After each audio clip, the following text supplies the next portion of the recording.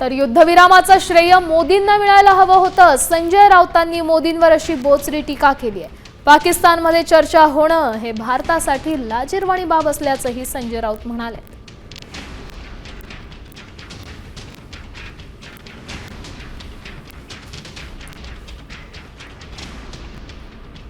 पुन्हा एकदा जगाच्या नकाशावर आला या निमित्तानं।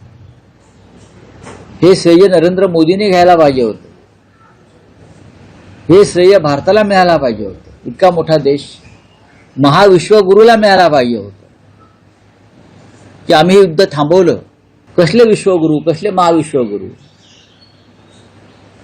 पाकिस्तानला जी प्रतिष्ठा यामुळे प्राप्त झाली त्याला जबाबदार नरेंद्र मोदी आहेत आणि त्यांचं सरकार आहे भंपक आणि डरपोक। भारताची परिस्थिती डरपोक उंदरासारखी झालेली नाही।